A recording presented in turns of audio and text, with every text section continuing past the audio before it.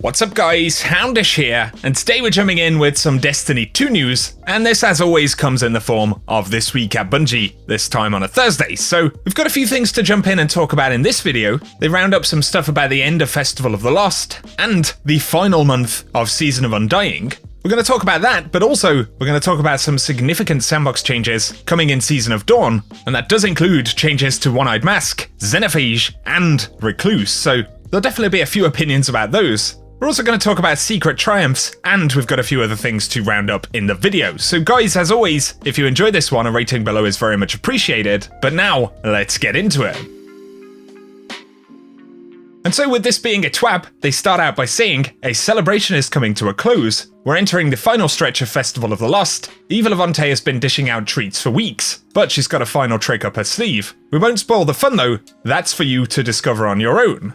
Not entirely sure what they're talking about right there. Could be a little tease to something that's hidden away. We are going to talk about a hidden Festival of the Lost triumph, but whether that's what Bungie are referring to or whether it's something else, we'll have to wait and see. But they do say, if you haven't collected all of your masks or completed your triumphs, you'll have until reset on Tuesday, and that's November 19th. And they also say that Momentum Control will be available through to the end of the event. So if you're looking to round out your Jade Rabbit catalyst, be sure to get to it, and otherwise Momentum will be on rotation again in the future, so stay tuned for announcements. Now though, they talk about balance and some upcoming changes in the game. So initially, they say over the last year, we've made various changes to the Sandbox in Destiny 2. Some weapons have been brought down, some armor has been brought up, and the meta has shifted from class to class. Coming next season, the Sandbox will evolve once more, and this week we'll be looking at two notorious items that you may have heard about. So straight away right here from the development team, for the Recluse, it says they've changed the effects of Master of Arms, they've removed the precision damage modifier, and Recluse will continue to receive a damage bonus from Master of Arms, but damage will not default to precision values when the perk activates. And so that should result in a fairly kind of substantial damage buff overall when that perk's up. And they add that many doubted the Recluse when it was first announced, but it has since proven to be resilient to being squashed. And although the precision damage modifier did not actually improve the efficiency of the weapon at its best, it did allow for fairly mindless spraying to be just as good as concentrated aiming. After considering various options as to what to do with it, the decision was made to remove that part of the functionality and preserve its activation methods. The alternative was leaving in an effect that we believe to be too strong for a legendary weapon. And so Recluse is definitely getting a nerf right there, and obviously that's going to affect both PvP, but also PvE content. And the weapon is definitely very strong on the PvP side, and some folks would argue that that's perhaps to the point of being obnoxious, but yeah, we'll have to see how it pans out. It doesn't sound like an absolute obliteration or anything like that, so hopefully it's still going to be a very solid weapon. Here though, they talk about One-Eyed Mask, so this is also going to see an adjustment. They've changed the effects of Vengeance and removed the overshield granted from defeating an opponent that inflicted damage on you. In a previous Sandbox update, One-Eyed Mask received some tuning on how Vengeance was applied to Titans, and next season, this perk will continue to provide health regeneration when defeating an opponent that has inflicted damage, but will no longer grant the overshield. In addition to this, the team is addressing some feedback concerning the newly released Xenophage exotic, so they're increasing PvE damage by 50%, and ammo pulled from PvP crates has been increased in both shared and solo heavy ammo crates respectively. And they say that Xenophage unintentionally shipped a little weak, and so it's getting a bump up in raw damage, and machine guns have a higher ammunition capacity than other heavy weapons, trading raw DPS for ease of use. However, Xenophage slides further towards other heavy weapons such as grenade launchers in that aspect, but didn't get enough power back, and this will correct that. And so a couple of changes there. The overshield that One-Eyed Mask actually grants to Titans is being completely removed, and so it's still going to track targets, it'll still grant health back, but the actual overshield is no longer going to be a thing. And so that's definitely removing another pretty potent layer from the One-Eyed Mask, and I think it sounds like a pretty fair nerf, especially at this point, because it has been very dominant for quite some time. So let us know your thoughts about that, but also, Xenophage having a PvE damage buff of 50% is definitely fairly significant. And so once again, all of these changes are going to be coming at the beginning of Season of Dawn, and Bungie say that in the next few weeks, they will have further Sandbox patch note previews paired with some quality of life changes, and that includes things like escalation protocol armor, bug fixes, and more. So let us know what you think. Recluse, One-Eyed Mask, and Xenophage, definitely some fairly important changes right there, and so give us your thoughts in the comment section.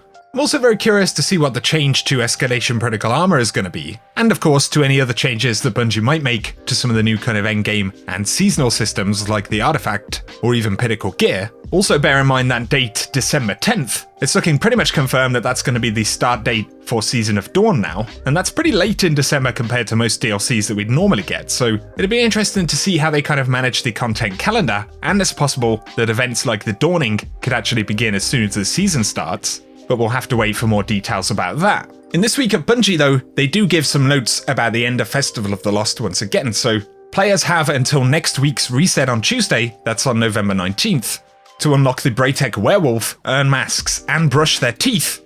And from that point onward, the Haunted Forest will become unavailable, and Eva Levante will once again depart from the tower. So bear that in mind. Possibly more important though, they do say we have 1 month left of Season of Undying, so players who wish to unlock the seasonal ranks, triumphs, and/or exclusive gear need to do so before maintenance begins on Tuesday, December 10th. And they also point out that the following triumphs cannot be completed once the season concludes, and that the following pursuits will be removed from players' inventories. So that includes Season 8 First Watch from the Vanguard, Battle Drills from the Crucible, and Keeping On from Gambit. And so be sure to bear those in mind as we go into the last few weeks of Season of Undying. Another thing that they do talk about in the TWAB is that next week, Destiny 2 The Collection will go live with the launch of Google Stadia. In the meantime, we recommend that players who wish to bring their existing Destiny 2 characters to the Stadia platform prepare to cross-save now, and once Stadia is live, players will need to link their Stadia account to the Bungie profile and confirm that they wish for the account to be cross-saved. For more information, they do have a link to the cross-save page there, so once again I'll put that with the TWAB down below. And I'm curious, are any of you guys going to be trying Destiny 2 out on Stadia when that launches?